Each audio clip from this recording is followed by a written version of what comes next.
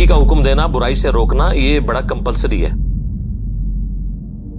بخاری اور مسلم میں ایک اور حدیث ہے، نبی علیہ السلام فرمایا کہ نیکی کا حکم دینے والے اور برائی سے روکنے والوں کی مثال اس کشتی کی مانند ہے۔ اب دیکھیں کیسی حضور نے مثال بیان کی، جس کی 2 منزلیں ہوں۔ پرانے زمانوں میں بحری جہاز چلا کرتے تھے، اس کشتی کی 2 منزلیں ہوں، اوپر والی منزل کے لوگ جو ہیں پانی ان کے پاس رکھا ہو، نیچے والی جو منزل کے لوگ ہیں ان کے پاس پانی نہیں ہے، تو ان کو بار بار سیڑھیاں چڑھ کے اوپر پانی کے لیے جانا پڑتا ہے۔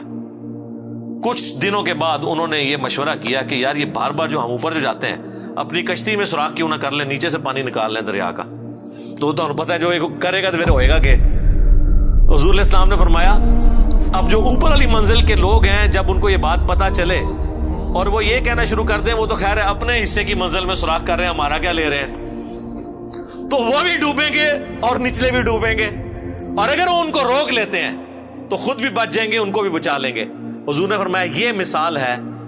نیکی کا حکم دینے اور برائی سے روکنے کی، کہ جو لوگ نیک وہاں پہ موجود ہیں اگر وہ برائی سے باقی لوگوں کو نہیں نہ روکتے تو ہم تو ڈوبے ہیں صنم، تمہیں بھی لے ڈوبیں گے، تمہیں اس لیے لے ڈوبیں گے کہ تمہیں اللہ پوچھے گا بھائی تجھے اپنے دنیا کے نقصان پہ تو غصہ اور غم ہوتا تھا، جب میرے دین کا جنازہ نکل رہا تھا تو چپ کر کے بیٹھ کے اسی والے کمروں میں سبحان اللہ روزانہ 100 دفعہ الحمدللہ اللہ اکبر، یہ تو بڑا آسان ہے نا، سبحان اللہ و بحمدی 100 دفعہ صبح 100 دفعہ شام نو، یہ تو کام پا کے رکھے، اصل جڑا کام کرنے سے وہ کیتا ہی کوئی نہیں۔ Point to be noted. ایک اور حدیث ہے بخاری مسلم میں، نبی علیہ السلام فرمایا میں نے جہنم میں اپنے امتیوں میں سے بعض وائزین کو، وائزین یعنی علماء کرام کی اتنی عزت ہے، ان کو دیکھا کہ وہ اپنے پیٹ کی انتڑیوں کے گرد جہنم میں چکر کاٹ رہے ہیں جس طرح کہ کولو کا گدھا۔ عرب میں نا وہ آج بھی ہمارے انٹیریئر پنجاب کے اندر اب تو بہت کم ہو گیا یہ چیز، بہت بیکورڈ ایریا میں ہوتا ہے کہ وہ بیل کو چلا کے نا تو گندم کے سٹے رکھ دیتے ہیں، وہ ان کے اوپر جب وہ پڑتا ہے ان کا پاؤں تو وہ ان کے دانے لادا ہوتے ہیں، تو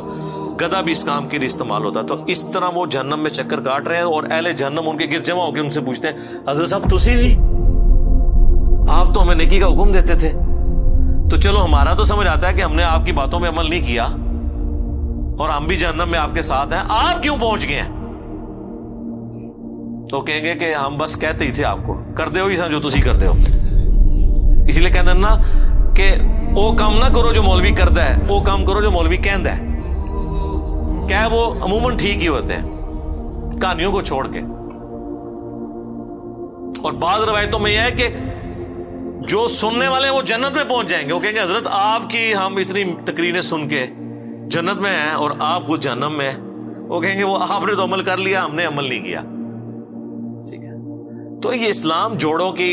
اندر ہے، امر بالمعروف و نہی عن المنکر جوڑا ہے، نیکی کا حکم دینا برائی سے روکنا، علم اور عمل بھی جوڑا ہے، خالی علم نو چٹنا ہے اگر عمل نہیں کیا، اور خالی عمل کا کیا کرنا ہے اگر وہ علم کی بنیاد پہ نہیں ہے کہ جو طریقہ نبی علیہ السلام نے بتایا تھا اس کے بغیر آپ عمل کرتے رہے تو وہ عاملۃ ناصبہ، عمل کر کر کے تھک جائیں، جتنا مرضی ٹکریں مارتے رہے، بغیر وضو کے آپ نماز پڑھتے رہے، نماز تو کوئی نہیں ہونی جب تک آپ کو طہارت کے مسائل نہیں پتا ہوں گے، نماز کا طریقہ نہیں پتا ہوگا۔ تو یہ پیرلل میں دونوں چیزیں کمپلسری کمپلیمنٹری جڑی ہوئی ہیں۔ تو امر بالمعروف و نہی عن المنکر اس اعتبار سے بہت ہی امپورٹنٹ ہے۔ ایک اور حدیث ہے بڑی زبردست جامعہ ترمذی کے اندر کہ سیدنا ابوبکر صدیق رضی اللہ تعالیٰ عنہ نے یہ آیت تلاوت کی، یا ایھا الذین آمنوا علیکم انفسکم لا یضرکم من ضل اذا اہتدیتم، اے ایمان والو تم اپنی جان کی فکر کرو،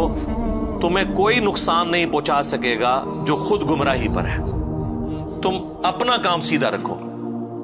اور حضرت ابوبکر نے کہا کہ تم یہ آیت پڑھ کے یہ سمجھتے ہو کہ تم خود نیکی کا کام کرتے رہو، جو برائی کرتے ہیں ان کا وبال تم پہ نہیں پڑے گا، تو یہ مطلب نہ لینا ہے اس آیت کا، کیونکہ میں نے خود رسول اللہ سے سنا تھا کہ اگر کہیں پہ لوگ موجود ہوں اور وہ برائی کو دیکھتے ہوں اور برائی کو روکنے کی کوشش نہ کریں تو عنقریب اللہ ان سب پہ عذاب بھیج دے گا، اور وہ دعا کریں گے ان کی دعائیں بھی قبول نہیں ہوگی، یعنی نیکوں کو بھی رگڑا لگ جائے گا۔ پھر اس آیت کا کیا مطلب ہے کیا ایمان والو تمہیں گمراہ کی گمراہی نقصان نہیں پہنچائے گی اگر تم ہدایت پہ ہو؟ مراد یہ ہے ہدایت پہ کون ہوگا؟ جو نبیوں کے طریقے پہ ہوگا. ہدایت پہ یہ ہے کہ آپ خود بھی سیدھے راستے پہ چل رہے ہیں اور لوگوں کو نیکی کا کہہ رہے ہیں، تو اب آپ ہیں ہدایت پہ.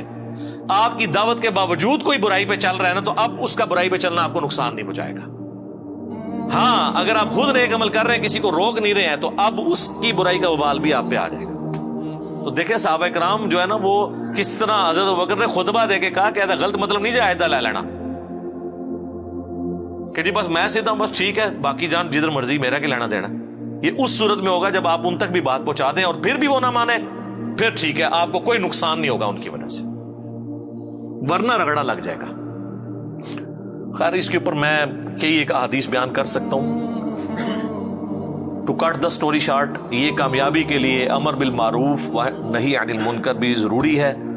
اور یہی وہ خوبی ہے جو ہمیں نبی علیہ السلام کی وجہ سے ملی، ختم نبوت کی وجہ سے، اور وہ اس لیے کہ پوری کائنات کے لیے آپ کو پیغمبر بنا کے بھیجا گیا.